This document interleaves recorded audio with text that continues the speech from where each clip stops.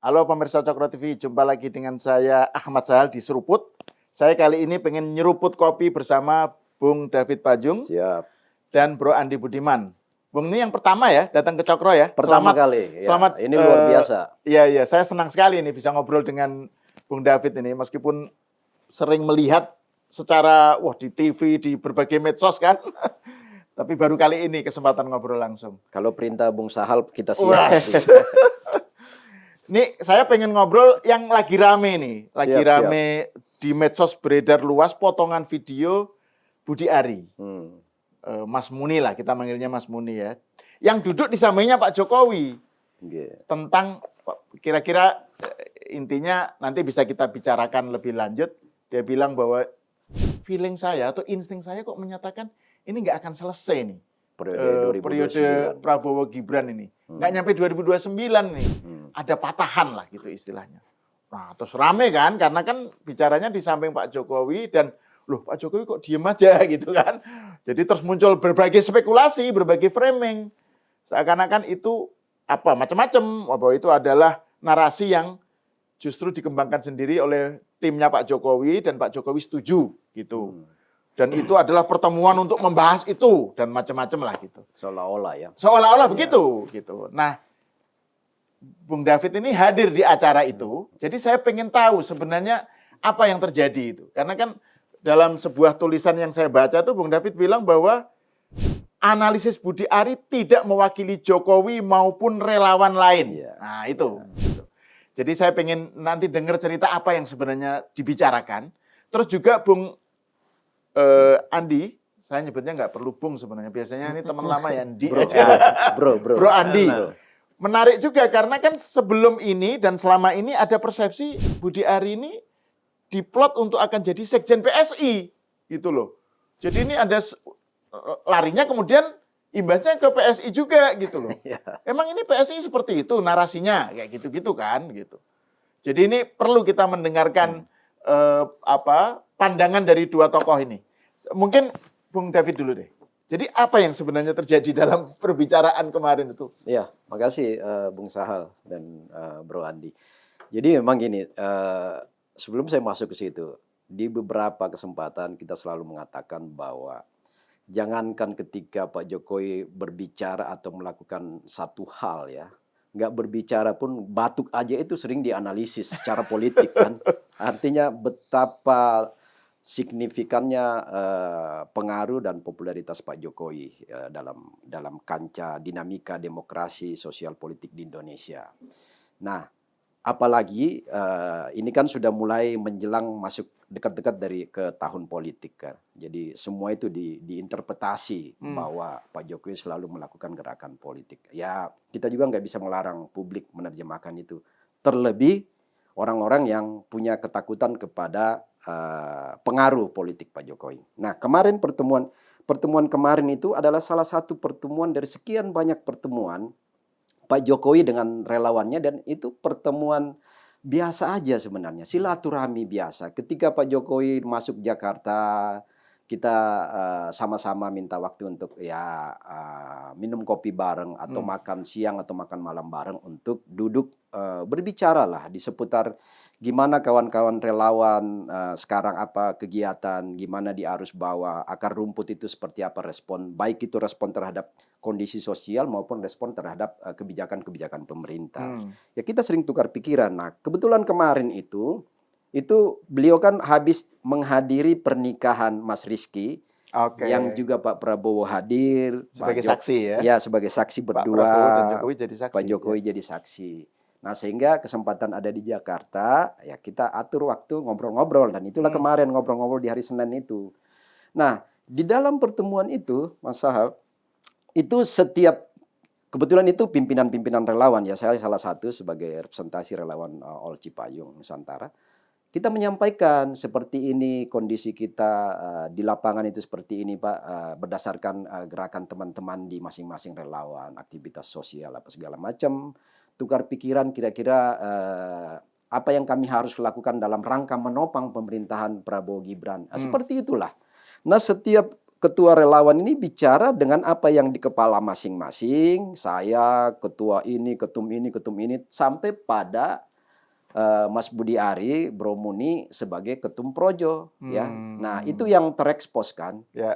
Dan itu sebenarnya pernyataan Budi Ari itu dalam kenapa itu viral itu sebenarnya konsumsi mereka sendiri ya, konsumsi kebetulan direkam oleh salah satu pengurusnya Projo untuk menjadi konsumsi di media sosial DPP Projo. Oke. Itu menurut pernyataan Sekjen Projo. Ya, ya. Sehingga tidak dimaksudkan untuk dilempar ke publik. Tetapi kan sering kita sampaikan, di situ karena ada Pak Jokowi, maka selalu diinterpretasi, diterjemahkan seolah-olah apapun yang narasi yang muncul ketika ada Pak Jokowi hadir itu selalu diinterpretasi, digoreng atau diterjemahkan oleh berbagai kelompok, apalagi kelompok-kelompok yang katakanlah yang menganggap Pak Jokowi itu sebuah ancaman, itu menerjemahkan bahwa apa yang disampaikan Budi Ari itu seolah-olah itu representasi pikiran Pak Jokowi, instruksi Pak Jokowi, padahal enggak sama sekali.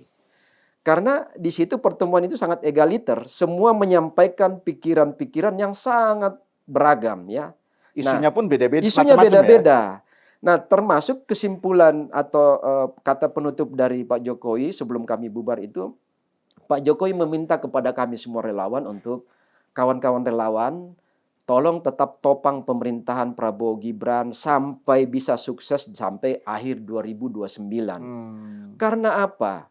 Kalau relawan-relawan yang ada di pertemuan itu yang mendukung Pak Jokowi ini tidak bergerak secara solid untuk mendukung pemerintahan, jangan berpikir untuk pemerintahan ini bisa jalan baik. Di situ ada Mas Gibran kan?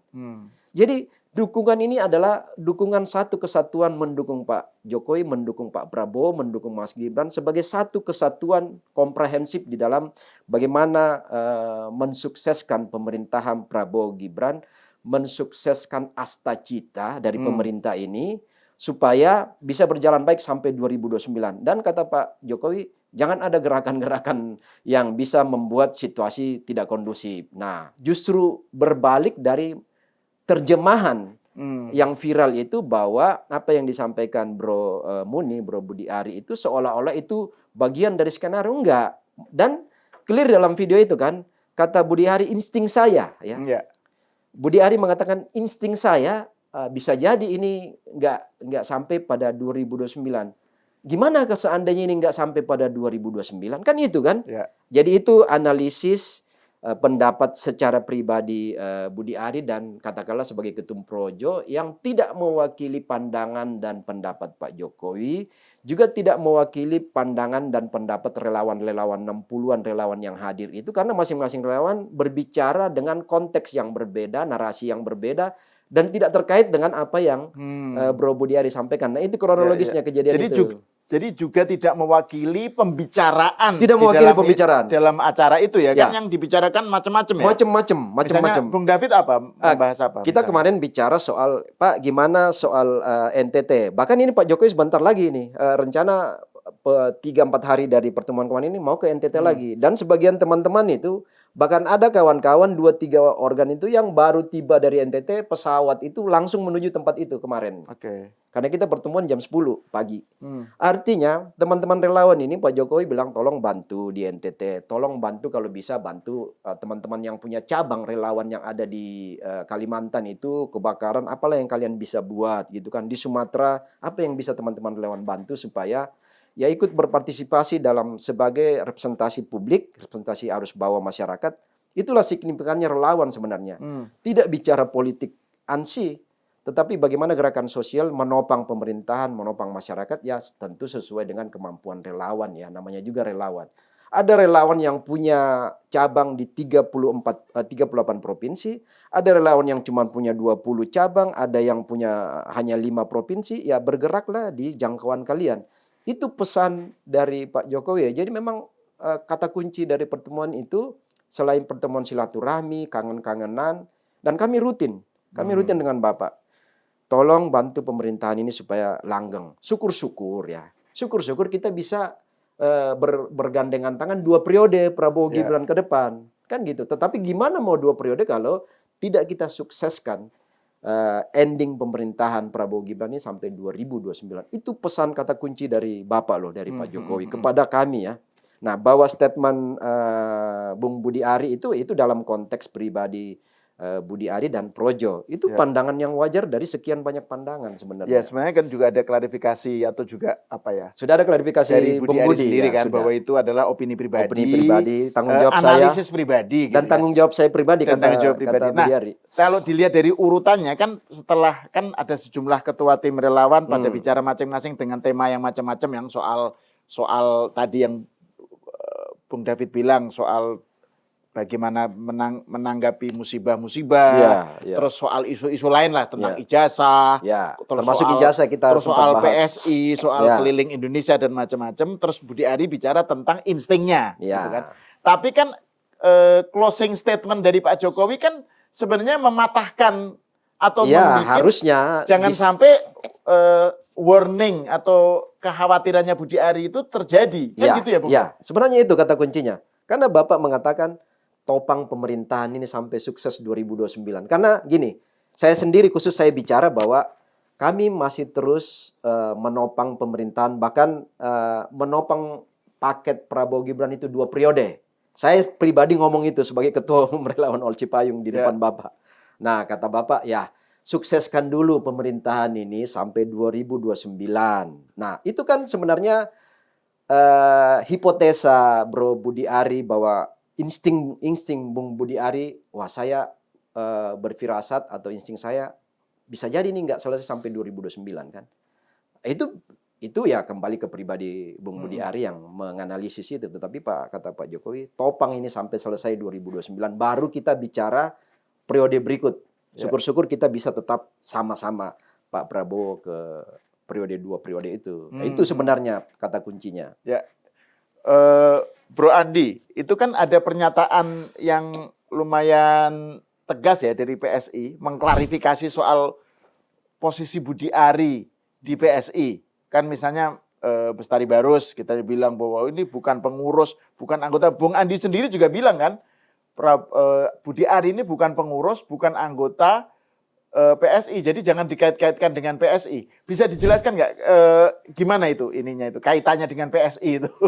Jadi pertama saya ingin menegaskan sekali lagi ya bahwa Saudara Budi Ari itu bukan anggota, bukan pengurus, bukan sekjen PSI. Kenapa perlu ada penegasan seperti ini? Karena terus terang beberapa waktu terakhir muncul entah dari mana ada isu, ada link-link berita yang dikirimkan ke saya dari orang-orang para pendukung Bapak, baik dari internal PSI maupun dari luar PSI, yang menanyakan apakah betul PSI punya sekjen baru sekarang namanya Budi Ari. Ada banyak hal pertanyaan seperti itu, baik melalui media sosial maupun melalui japri ke handphone saya. Jadi saya pikir Dan ini sebelum acara sebelum kasus ini meledak ya. Jadi sudah bermunculan bahkan di kalangan orang-orang yang cukup aktif di relawan. Saya juga agak heran kenapa bisa muncul pertanyaan seperti ini. Sehingga saya pikir perlu ada penjelasan dari partai mengenai sikap PSI dan juga posisi Saudara Budi Ari dalam konteks keseluruhan kasus ini. Karena bagi kami ini penting supaya ini tidak ada pesan yang bisa ditafsirkan secara salah oleh publik bahwa apa yang disampaikan oleh Budi Ari itu adalah mewakili satu sikap partai. Jadi ini perlu ada penegasan. Disitulah konteks kenapa akhirnya ada penjelasan mengenai posisi PSI dan Budi Ari. Kemudian yang kedua, kami melihat bahwa apa yang disampaikan oleh Saudara Budi Ari ini menjadi beban politik buat Pak Jokowi. Kita tahu bahwa saat ini kita sedang berkutat dengan banyak persoalan, ada bencana alam, ada persoalan ekonomi dan lain sebagainya. Dan pernyataan ini menimbulkan noise, menimbulkan kegaduhan yang tidak perlu sebetulnya. Yang seharusnya energi kita fokus untuk mengatasi bencana dan lain sebagainya, kita sekarang membahas hal yang sebetulnya tidak relevan dengan persoalan kita hari ini. Tidak produktif. Karena apa? Karena sejak awal PSI itu sudah berkali-kali menegaskan bahwa Presiden Prabowo ini adalah hasil dari pemilu yang demokratis. Karena itu kita ingin memberi kesempatan kepada Presiden yang terpilih secara demokratis ini untuk menyelesaikan masa tugasnya hingga tuntas di 2029. Ketika muncul narasi yang disampaikan oleh Budi Ari dan di sebelahnya ada Pak Jokowi, ini menimbulkan persepsi yang berbeda. Ada gerakan orang bilang dan lain sebagainya, sesuatu yang seharusnya tidak perlu terjadi. Dan ini yang menurut saya perlu kita luruskan, kita perjelas kepada masyarakat bahwa posisi PSI itu jelas, bahwa kami adalah partai politik yang konstitusional, yang ingin memberi kesempatan kepada presiden terpilih untuk menyukseskan apa yang menjadi programnya hingga di 2029. Ada hal yang paling penting, kita harus melihat ini juga dalam konteks ke belakang, konteks sejarah, bahwa dalam pemilu 2024 lalu, kemenangan Pak Prabowo dan Gibran ini mewakili satu narasi yang disebut sebagai keberlanjutan. Ya. Keberlanjutan. Jadi pesan itu ke publik itu jelas bahwa Pak Prabowo dan Mas Gibran ini ingin melanjutkan apa yang dikerjakan oleh Pak Jokowi. Sehingga ketika misalnya publik sudah menentukan satu sikap, mereka ingin itu dilanjutkan, dan sekarang muncul ada suara-suara yang dipersepsikan sebagai dari dalam Pak Jokowi yang tidak menginginkan ini sampai selesai. Ini menjadi masalah yang menurut saya rumit, ini menjadi beban. Apalagi kita tahu bahwa kalau PSI sendiri, kita ingin menjaga hubungan antara Pak Jokowi dengan Presiden Prabowo, karena kita menganggap ini adalah satu hal yang penting, keharmonisan hubungan baik di antara para elit ya sebetulnya. Secara umum kita ingin elit ini kompak sebetulnya, bersatu, nggak dipecah belah. Nah, pernyataan-pernyataan yang tidak produktif seperti ini justru ini akan menimbulkan persepsi yang macam-macam, ada kegaduhan, membuat kita kemudian jadi saling curiga dan lain sebagainya. Nah, ini yang menurut kami tidak produktif, dan karena itu harus segera diklarifikasi mengenai posisi-posisi ini. Jadi kami sendiri melihat bahwa sebetulnya Pak Jokowi sendiri dalam berbagai kesempatan itu selalu menekankan bahwa ya kita harus mendukung pemerintahan agar sukses. Kita harus memastikan bahwa apa yang menjadi program pemerintah yang betul-betul terkait dengan kepentingan rakyat baik itu sampai ke masyarakat. Jadi tugas kita mengawal agar program-program itu berjalan. Nah, pernyataan ini kan membuat apa yang sudah dikerjakan tadi itu bisa berantakan kembali gitu loh, karena ya ada soal hubungan yang jadi kemudian bisa jadi terganggu, ada persepsi masyarakat, belum lagi kita tahu bahwa kemudian isu ini juga banyak ditumpangi oleh para lawan politik, orang-orang yang mungkin ingin memanfaatkan situasi, yang punya kepentingan untuk melihat para pemimpin bangsa ini pecah, nggak kompak gitu loh, ingin melihat Pak Jokowi dan Pak Prabowo ini pecah gitu loh. Nah, ini yang menurut saya sangat disayangkan, dan ini adalah satu pelajaran yang sangat mahal saya pikir. Harusnya kalau misalnya sebagai pendukung Pak Jokowi, kalau ada relawan, ada PSI sebagai partai, kan kita ingin agar apa yang dikerjakan oleh Pak Jokowi itu dilanjutkan. Betul ya Bang ya? Iya, Nih, betul, bahwa apa betul. yang menjadi legacy Pak Jokowi. Indonesia yang maju, Indonesia yang modern, Indonesia yang adil antara Indonesia bagian timur dan bagian barat, yang disebut sebagai Indonesia sentris, program pembangunan yang berjalan infrastruktur dan lain sebagainya. Nah, kalau misalnya kita ada di dalam satu barisan itu, kemudian ya konsekuensinya adalah kita harus punya sikap yang sama, persepsi yang sama. Tidak boleh ada suara yang berbeda. Jangan kemudian main sendiri, manuver sendiri. Saya nggak tahu kenapa, apa yang mendasari ini semua gitu loh. Jangan sampai misalnya kekecewaan pribadi karena urusan reshuffle dan lain sebagainya itu kemudian membuat ada orang-orang yang kemudian mengambil manuver politik gitu loh, yang justru merugikan kepentingan yang lebih besar, yaitu kepentingan nasional. Jadi saya pikir ini adalah satu hal yang menjadi pelajaran yang sangat mahal bagi kita semua gitu loh. Nah, itu berarti setidaknya ada dua hal yang diklarifikasi atau dibantah oleh PSI ya, Bro Andi ya. Pertama soal posisi Budi Ari sendiri yang selalu selama ini dikait-kaitkan dengan PSI dan dianggap sebagai kandidat sekjen. Nah, itu dengan diklarifikasi dia bukan PSI, bukan anggota, bukan pengurus itu ya. Terus yang kedua soal materi pembicaraannya dia sendiri itu ya, yang soal tadi itu, soal bahwa ini nggak lanjut gitu, meskipun dia bilang ini Analisa. hanya insting gitu. Gitu ya, Bung Andi? Iya, ini kan itu kan pertemuan tertutup ya Bang ya. Iya, Ada tertutup. kesepakatan bahwa itu tidak direkam sebetulnya kan. Kemudian yang merekam kalau nggak salah juga dari kawan-kawan dari Projo juga. dan kemudian rekaman itu bocor gitu loh. Ya. Nah, itu yang saya bilang sebagai tidak ada satu sikap disiplin dalam berkomunikasi dan lain sebagainya yang membuat kemudian isu ini jadi kemana-mana. Padahal konteksnya kan berbeda. Kalau dari penjelasan Bang David tadi itu konteksnya berbeda. Tapi ini bolanya menjadi liar karena ya tadi ada satu sikap yang ceroboh, ada pernyataan yang tidak mempertimbangkan. Ya kalau di samping Bapak kan harusnya dijaga. Ya. Bicara di samping Pak Jokowi ya harusnya punya sikap yang lebih hati-hati. Jangan sampai misalnya itu menjadi beban kepada Pak Jokowi sendiri gitu loh. Ya. Jadi ini yang saya pikir yang membuat situasinya jadi sedemikian buruk seperti sekarang. Betul. Dan faktor di sampingnya Pak Jokowi itu yang juga menjadi bahan framing kan. Ya. Jadi misalnya gini, Bung David kan, itu Pak Jokowi kok diem saja gitu ya. Misalnya Undi Lubis bilang, harusnya kan Pak Jokowi setidaknya bilang hus gitu lah. Ya, Atau iya. kalau dalam ini bahasa orang Jawa kan kalau Ya. atau langsung diinterupsi gitu ya. Paparan dari Budi Ari harusnya langsung diinterupsi. Tapi kok Pak Jokowi diam saja? Itu kan menunjukkan bahwa Pak Jokowi setuju. Itu satu, framing yang muncul seperti itu. Padahal tadi sudah dijelaskan oleh Bung David bahwa di akhir acara menjelang closing statement lah ya, itu kan ibaratnya yang menjadi pamungkas. Ya. Ya. Pak Jokowi justru seperti mementahkan atau menganggap jangan sampai ini terjadi. Ya. Jangan sampai patahan itu terjadi, Ya. gitu kan. Menekankan lanjut sampai 2029. Itu satu. Yang kedua juga soal porsi tema pembicaraannya. Kan di dalam acara itu kan yang dibicarakan soal Banyak macam-macam hal, gitu ya, ya. Itu banyak kan hal. hanya bagian kecil Ya. dari obrolan gitu ya. Gimana Bung David Ya, soal jadi- tadi itu, soal kenapa Pak Jokowi kesan diam dan tadi soal porsinya itu. Jadi kan pembicaraan itu 3 jam loh. Dari jam 10 sampai hampir jam 1 ya. Oke. 3 jam. Banyak hal yang kita ini. Nah, video Budi Ari itu kan ya barangkali semenit 2 menit lah kan.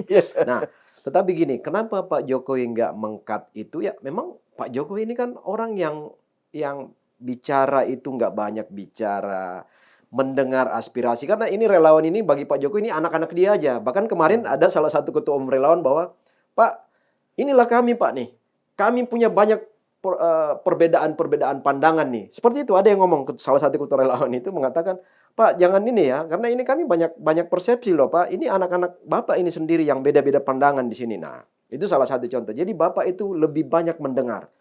Dan di dalam pertemuan itu mungkin Bapak hanya ngomong 15 menit, 15-20 menit dari 3 jam itu. Karena apa? Dari 60 organ yang hadir itu diberi kesempatan semua loh.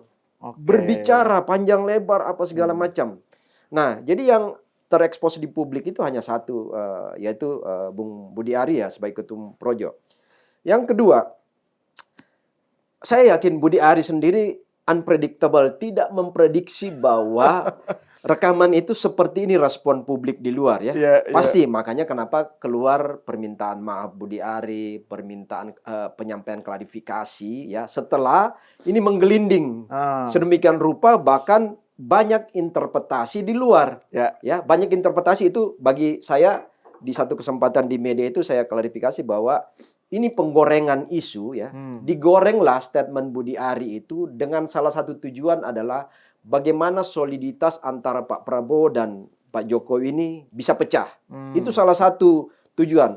Salah satu juru bicara partai politik, saya nggak sebutin partainya, yang justru menembak bahwa Pak Jokowi punya maksud untuk membuat kekisruan melalui relawannya. Kan itu yang kurang asam banget kan. Karena momentumnya ini kan hari ini demo ini kan ada ya. ramenya isunya kan ada demo. Ada kan? demo hari ini. 27 Agustus ini ya kita taping. Benar ya. Mas. Jadi itu dipelintir sedemikian rupa, dan tujuan dari pelintiran itu adalah bagaimana memecah soliditas antara Pak Prabowo dan Pak Jokowi. Karena tadi yang saya mengaminkan apa yang disampaikan Bung Andi tadi, bahwa ini kan keberlanjutan ya. Dan clear kan kemarin dukungan Pak Jokowi itu ke siapa ketika terjadi kontestasi 2024 di Pilpres. Bahkan jangan salah loh, semua relawan yang hadir ya, bahkan saya bisa katakan dari hampir 500 organ relawan Pak Jokowi di 2014-2019 itu 90%, ya walaupun ada 10% yang ke tempat sebelah ketika kontestasi 2024 ya. 90% organisasi relawan Pak Jokowi itu mendukung Prabowo Gibran. Itu clear. Dan hampir semua yang hadir kemarin itu, di pertemuan kemarin ini, yang pernyataan Budi Ari itu semua adalah pendukung Prabowo Gibran. Ya. Relawan Pak Jokowi mendukung Prabowo Gibran. Nah, sehingga yang kita mau katakan bahwa belum ada pilihan sampai detik ini untuk memecah bagaimana kepentingan pemerintahan Prabowo Gibran itu bisa berjalan baik. Bahkan kami diinstruksikan untuk menopang sesuai kemampuan kita masing-masing menopang pemerintahan ini. Nah, itu pentingnya di situ. Yang kedua bahwa ya yang tadi saya katakan ya, memang di luar ini kalau kita bicara sedikit politis ya. Ya. Dalam kontestasi 2029 ke depan, satu-satunya cara untuk mengalahkan Pak Prabowo adalah ketika terjadi perpecahan antara Pak Prabowo dan Pak Jokowi. Oke. Maka kepentingan skenario politik di belakang itu yang berusaha menggelindingkan isu, berusaha menggoreng isu, bagaimana terjadi keretakan antara soliditas atau duet politik antara Prabowo dan Pak Jokowi ke depan ini bisa pecah. Karena kalau ini solid, udahlah. Sudah selesai Pilpres 2029 ke depan. Saya bisa pastikan itu. Karena satu-satunya cara untuk bisa mengalahkan soliditas ini kalau gorengan isu itu bisa dimakan mentah-mentah oleh tim dekat Pak Prabowo. Makanya kita juga berkepentingan untuk menjelaskan bahwa nggak seperti itu. Skenario yang dipelintir di luar itu seolah-olah pernyataan Bro Budi Ari itu ingin mengkat pemerintahan tengah jalan. Karena Budi Ari hanya mengatakan, gimana sih kalau ini terjadi tidak sampai 2029? Apa kira-kira yang kita harus lakukan? Itu kan hanya gambaran warning, apa ya? kecemasan supaya memang pemerintahan ini bisa melaksanakan program dengan baik, duet Prabowo Gibran berjalan baik. Nah, satu-satunya cara untuk melanggengkan 2029-2034 itu kalau soliditas ini berjalan baik terus.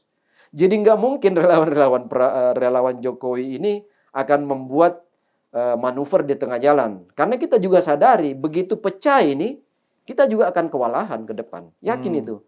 Nah, makanya kami katakan, dan saya khususnya pribadi mengatakan, bahwa kita masih terus menopang pemerintahan, bahkan 2 periode kalau bisa Prabowo Gibran. Nah, banyak yang nggak senang.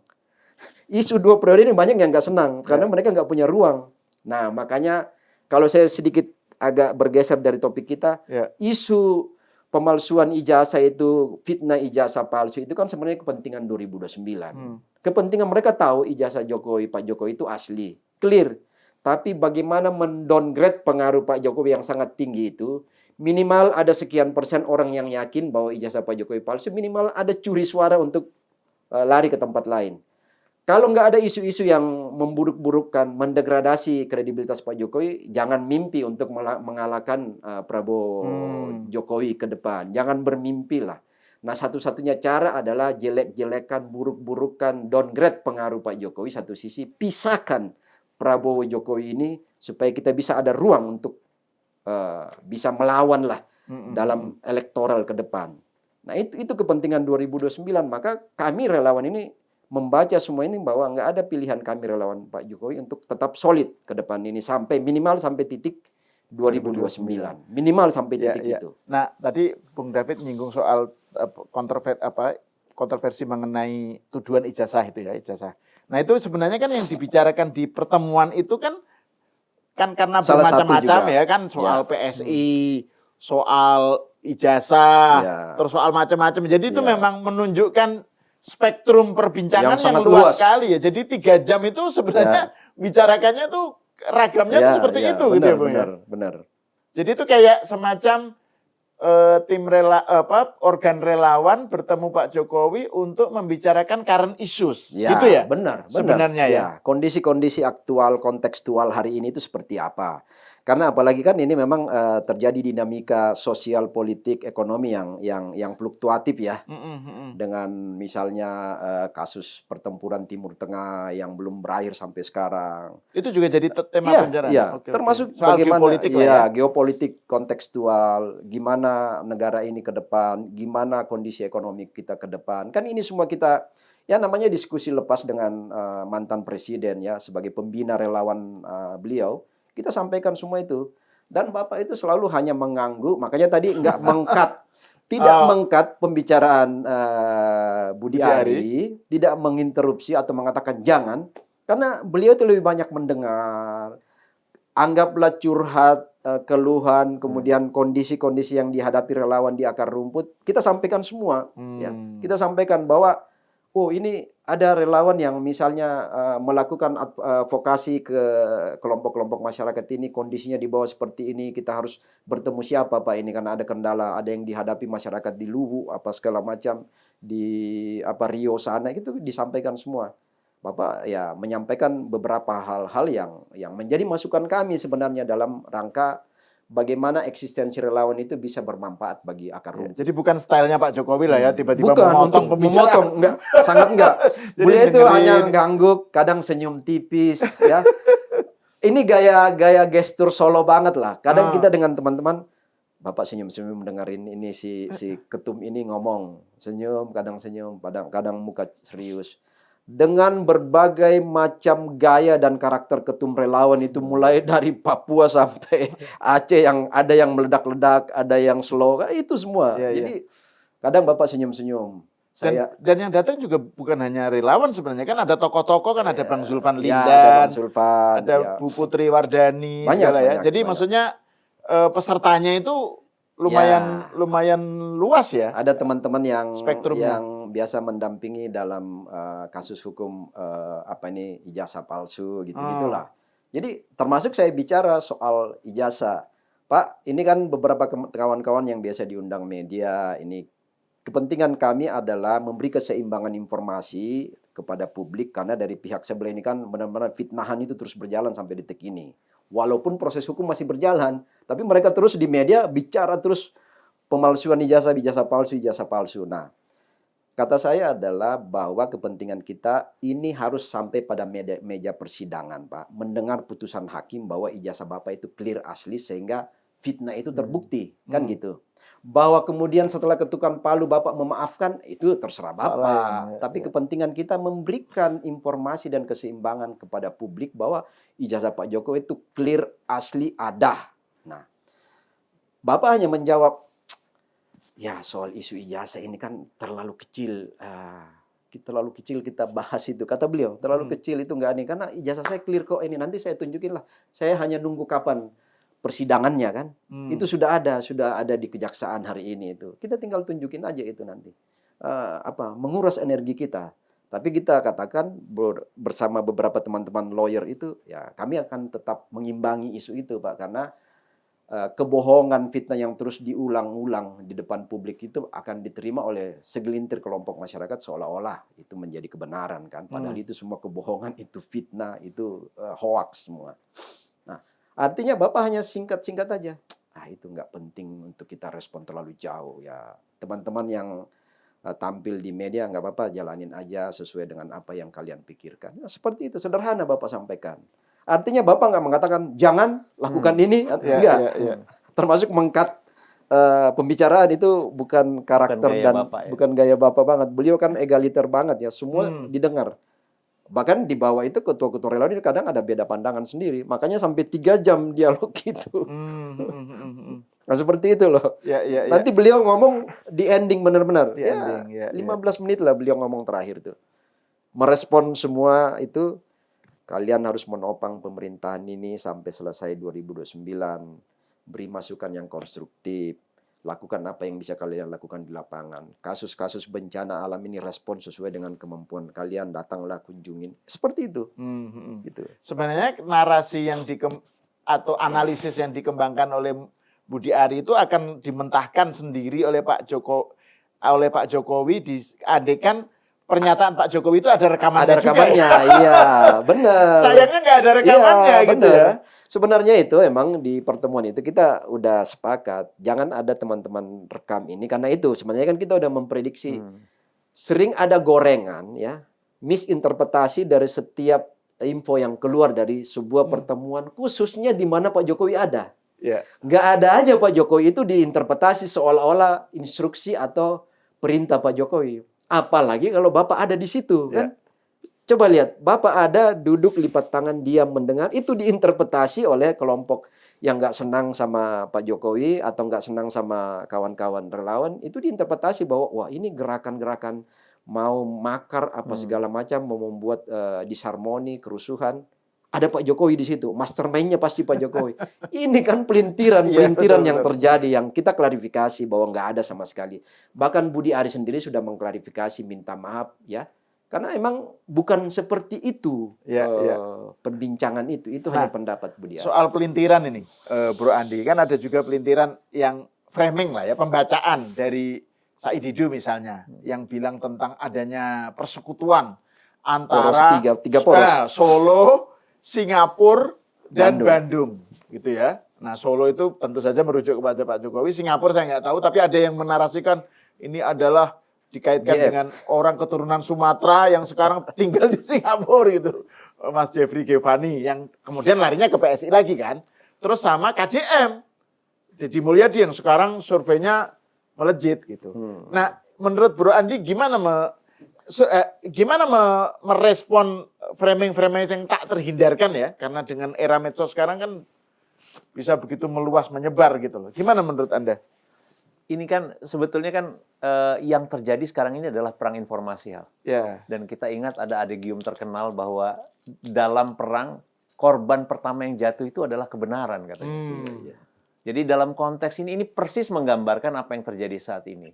Jadi di antara seluruh perang informasi yang kita saksikan di media sosial ini, yang hilang itu justru poin yang paling penting dari pertemuan itu sendiri. 15 menit terakhir pertemuan, di mana Pak Jokowi mengambil kesimpulan dan memberi arahan kepada para relawan. Pertama, koreksi saya kalau ada yang salah, pertama Pak Jokowi minta relawan tetap taat aturan, Betul. mengawal pemerintahan Pak Prabowo dan Gibran sampai 2029, jangan gerasa gerusu dan sebagainya. Menyukseskan program pemerintah yang bermanfaat bagi masyarakat.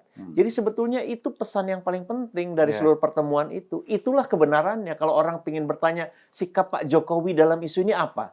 Nah itulah 15 menit terakhir itu, kebenarannya itu di sana. Tapi di dalam satu keributan di era media sosial seperti sekarang, itu tadi, itu yang menjadi korban, kebenaran itu nggak ada dalam perbincangan publik. Era itu yang post-truth hilang. lah, konsekuensi era post-truth. Era post-truth. Jadi semua orang sekarang hanya berisik, kemudian ya kita tahu ada pihak-pihak yang memang punya kepentingan, membawa satu kepentingan tertentu, kemudian mengambil momentum ini untuk menggulirkan berbagai isu yang tidak masuk akal. Seperti yang disampaikan tadi, ada poros SSB, Solo, Singapura, Bandung, dan lain sebagainya. Saya pikir sikap Pak Jokowi itu selalu korek, selalu tepat. Berikan kesempatan kepada pemerintah untuk menyelesaikan apa yang menjadi agenda mereka sampai tuntas. Ini kan satu sikap seorang demokrat. Orang yang percaya bahwa memang di dalam satu sistem demokrasi, ya pemerintahnya harus diberi kesempatan bekerja.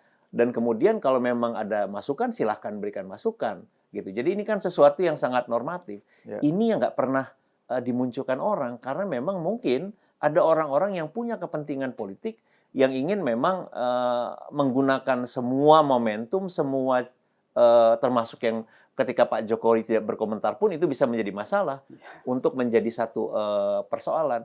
Itulah sebabnya ini mungkin bisa jadi refleksi di antara kita, Bang, bahwa pentingnya di antara para relawan PSI sendiri gitu ya, punya satu sikap yang lebih berhati-hati di dalam menjaga arah perjuangan. Karena bagaimanapun apa yang menjadi kepentingan kita bersama ini, kita diikat oleh kepentingan bahwa kita percaya bahwa apa yang dikerjakan oleh Pak Jokowi itu harus dilanjutkan. Begitu ya Bang ya? Iya, benar, harus terus dijalankan.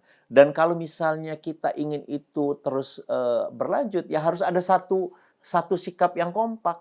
Jangan sampai ada kuda Troya di dalam yang kemudian membuat kegaduhan atau membuat apa yang menjadi agenda besar ini justru dilupakan orang.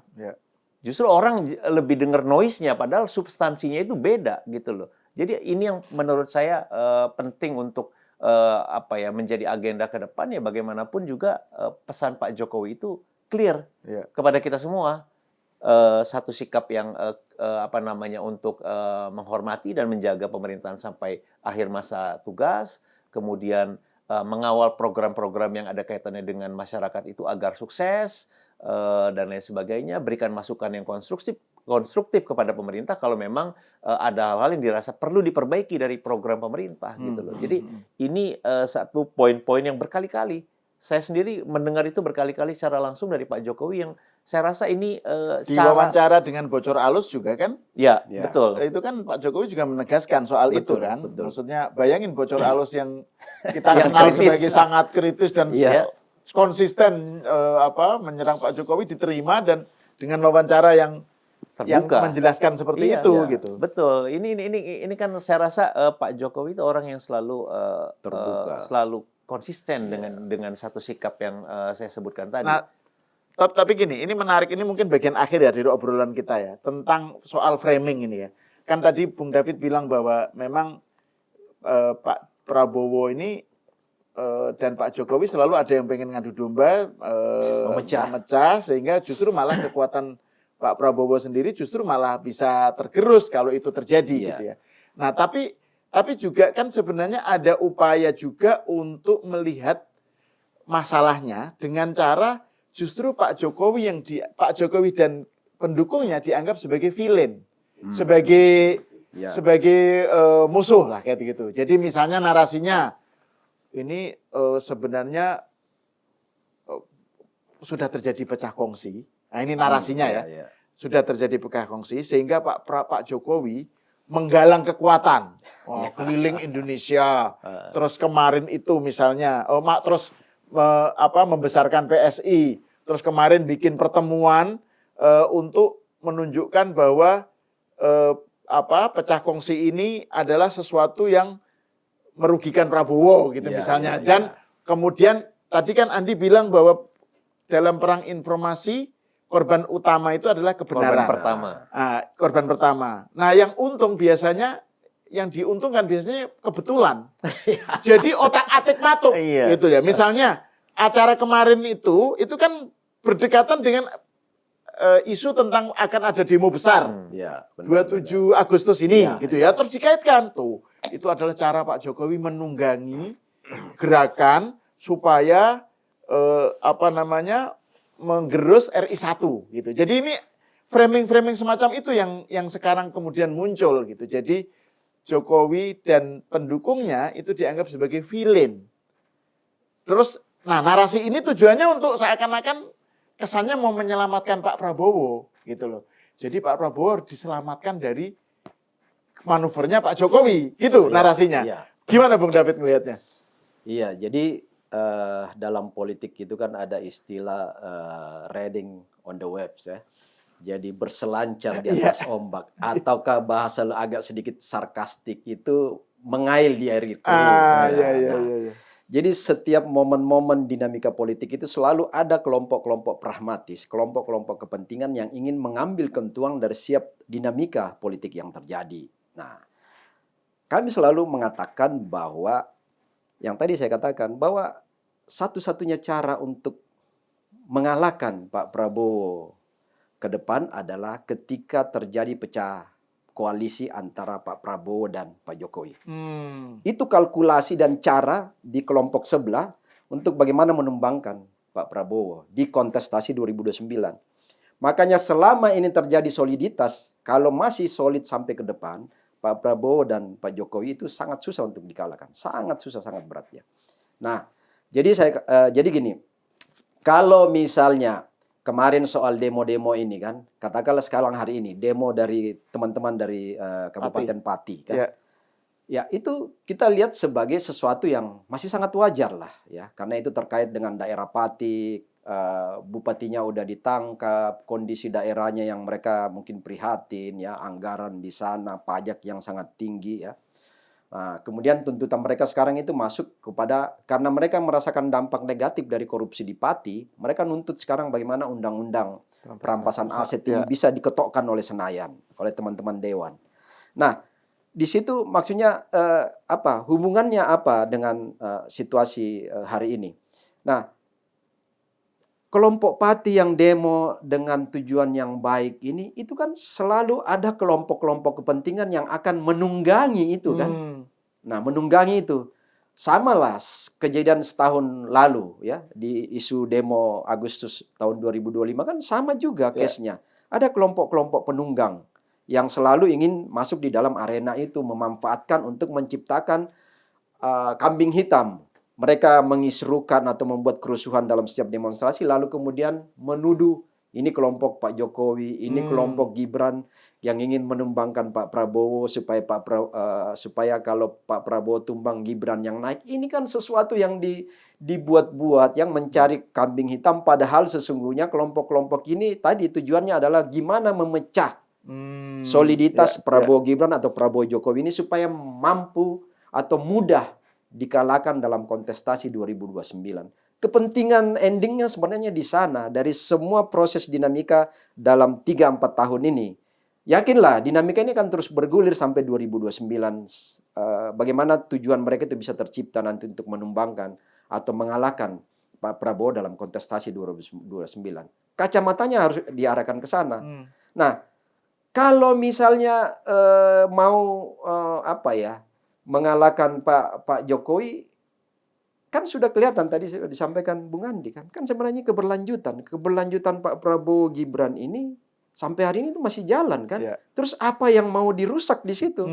Ngapain merusak? Toh Mas Gibran juga masih sangat muda, bahkan kita berkepentingan sudahlah Mas Gibran masih jadi wapres lagi mendampingi Pak Prabowo 2029-2034. Maka di 2034 itu kematangan Mas Gibran itu sudah pada titik kulminasi, titik puncaknya kan. Di situ baru bisa siap untuk bertarung. Tentu bertarungnya secara fair, secara demokratis kan. Karena ujian politik itu kan, ujian kontestasinya ada di pencoblosan kan. Uji publiknya kan di situ. Makanya kemarin ketika segala macam isu dikatakan anak haram konstitusi, Gibran belum layak. Ya uji kelayakannya itu di uji publik. Uji publiknya di mana? Kalau publik nggak terima harusnya kalah di kontestasi 2024 kan. Tapi malah menang 1 putaran kan gitu. Artinya publik menolak soal isu anak haram konstitusi, rekayasa di MK. Semua itu kan ditolak oleh publik. Penolakan publik itu ujinya apa? Di kontestasi pencoblosan. Itu namanya uji publik politik kan. Kan di situ ujinya. Semua kalau terus orang mengatakan bahwa ini politik dinasti. Dari mana dinastinya? Semua mantan-mantan presiden punya anak didorong kan, tapi publik menolak kok. Ya kan? Kalau publik tidak menerima Gibran, pasti akan kalah kemarin. Gibran menjadi faktor pembeban bagi Pak Prabowo di 2024. Harusnya dibacanya ke sana. Andaikan ditolak. Andaikan ditolak, dia akan menggerus suara Pak Prabowo. Ada Gibran, jangan pilih Pak Prabowo karena ada Gibran. Malah kan sebaliknya. Duet ini menyatu, membuat bombastis 1 putaran kan. Efisiensi anggaran pemilu tercipta, riak-riak politik, konflik politik juga semakin kecil karena 1 putaran aja kan itu yang terjadi. Terpilih secara demokratis, maka memang pemerintahan yang demokratis ini, pemerintahan Prabowo Gibran ini harus didukung sampai pada ending 2029. Saya sepakat banget tadi Bung Andi, ini mereka terpilih secara demokratis lewat uji publik 2024, publik mencoblos 1 putaran ya. Artinya 1 putaran itu lawan-lawannya itu ditolak oleh publik kan gitu saja sederhana membacanya kan. Nah, ini harus didukung, jangan membuat mengkat di tengah jalan. Jadi apa yang disampaikan Bro Budi Ari itu sebenarnya mau mewarning saja. Ada orang-orang yang membuat gerakan untuk mengkat 2029. Sebenarnya membacanya begitu. Membaca positifnya bahwa Budi Ari mengatakan insting saya ini ada gerakan ini yang bisa mengkat. Nah, gimana seandainya itu terjadi kan? Apakah kita siap gitu kan? Kan itu sebenarnya. Apakah Jadi kita bukan siap? kok ayo kita cut. Ayo kita cut. Bukan begitu bacanya. Berlawanan ini. Nah, tetapi ya kita tadi katakan ini era post-truth. Era di mana terjadi bias informasi, era pasca kebenaran, artinya kebohongan hoax itu lebih banyak mewarnai. Yang tadi dikatakan Bung Andi, yang menjadi korban itu adalah korban utama dari sebuah hoax itu adalah kebenaran. Makanya kebenaran ini nggak dapat karena dipelintir oleh kelompok luar. Makanya disitulah pentingnya Budi Ari nongol memberikan klarifikasi, meminta maaf. Bahkan semua relawan yang hadir di situ termasuk kami itu memberikan statement kronologis, menyampaikan bahwa nggak seperti itu dan itu pendapat pribadi seorang Budi Ari. Pendapat pribadi karena 60 relawan yang hadir itu 60 organ itu masing-masing punya pendapat sendiri-sendiri. Jadi kalau seandainya voting ya 59 dibanding 1 kan. Kan itu yang terjadi. Nah, Bung Andi itu kenapa framing yang muncul itu Pak Prabowo, kalau Pak Prabowo jatuh, itu yang justru yang diuntungkan Jokowi gitu. Itu kan narasi framingnya kan seperti itu. Jadi padahal Pak Jokowi justru yang selalu mendukung Prabowo Gibran sampai 2029. Sampai gitu ya. selesai. Sampai selesai. Ya. Bahkan kalau perlu keberlanjutan sampai next term gitu kan. Tapi yang muncul narasinya kan tadi itu bahwa ini ada upaya Jokowi menggalang kekuatan untuk supaya dipercepat Gibran menjadi pemimpin gitu. Kenapa muncul seperti itu? Narasi yang justru Jokowi yang menjadi tertuduh gitu. Jadi memang harus diakui ada para aventurir politik yang memang mencoba memecah belah hubungan antara Pak Jokowi dengan Presiden Prabowo. Itu fakta pertama. Kepentingannya banyak. Yang pertama ingin menghancurkan reputasi Pak Jokowi sendiri. Kemudian juga memperlemah koalisi dengan tujuan agar menang di 2029 atau kepentingan pribadinya bisa goal terkait dengan posisi tertentu di dalam pemilu 2029. Jadi memang harus diakui ada memang kelompok-kelompok yang menginginkan agar perpecahan itu terjadi gitu loh. Karena bagi mereka itulah satu-satunya kesempatan bagi mereka untuk muncul atau menang atau makin menguat secara politik. Nah, ini yang harus menjadi pemahaman kita semua bahwa semua keributan ini adalah selalu ada yang menunggangi, selalu ada pihak-pihak yang ingin agar kegaduhan-kegaduhan ini tetap tercipta sehingga bagaimanapun bahkan ketika Pak Jokowi diam pun itu bisa menjadi persoalan gitu loh, diisukan macam-macam, apalagi kalau misalnya muncul seperti kasus yang belakangan ini. Jadi ini memang jadi satu pelajaran yang sangat penting, yang sangat mahal bagi kita semua, bahwa upaya kita untuk mengawal pemerintahan ini agar berjalan dengan lancar sampai 2029 itu diganggu dengan noise, dengan isu-isu yang tidak perlu seperti ini. Jadi bagi saya ini seharusnya jadi pelajaran bagi kita semua, Bang, supaya lebih punya satu sikap yang hati-hati. Bagaimanapun yang kita perjuangkan ini adalah satu nilai, satu value. Kita ingin apa yang dikerjakan oleh Pak Jokowi ini dilanjutkan, dan siapapun pihak-pihak para petualang yang ingin memecah belah itu sebetulnya mereka itu sedang melawan kehendak masyarakat yang dalam pemilu 2024 lalu menginginkan agar apa yang dikerjakan oleh Pak Jokowi itu berlanjut. Karena bagaimanapun kemenangan 2024 itu adalah kemenangan narasi keberlanjutan, mengalahkan narasi perubahan dan juga narasi lainnya yang sebetulnya nggak begitu jelas ketika itu. Jadi saya pikir saya juga heran kalau misalnya masih ada orang yang suka atau gembira kalau para elitnya pecah. Justru dalam situasi yang penuh tantangan seperti ini, saya pikir yang diperlukan itu lebih banyak kerjasama, bukan perpecahan, bukan saling memusuhi di antara para elit. Jadi saya pikir tidak ada gunanya itu. Lebih baik kita fokus untuk memikirkan apa yang menjadi persoalan kita hari ini. Ada bencana alam, ada persoalan ekonomi, tantangan geopolitik dan lain sebagainya. Jadi ini noise-nya terlalu banyak. Jadi semoga ini segera berakhir. Ya, oke. Terima kasih Bung David Pajung dan Bro Andi Budiman atas obrolannya. Sukses. Sukses TV. ya. Dan semoga aja ini bukan yang terakhir kali. Siap, harus siap. dong. Harus jadi Kalau perintah narsum langganan. Harus sering. Perintah instruksi Bung Sahal kita siap gerak. Mantap. Oke, pemirsa sampai di sini dulu. Kita berjumpa lagi di episode selanjutnya.